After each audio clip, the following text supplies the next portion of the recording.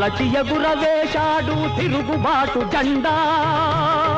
తిరుగుబాటు జెండా తగిలింది విప్లవాగ్ని ఈ రోజు. ఆ అగ్ని పేరు అల్లూరి సీతారామరాజు.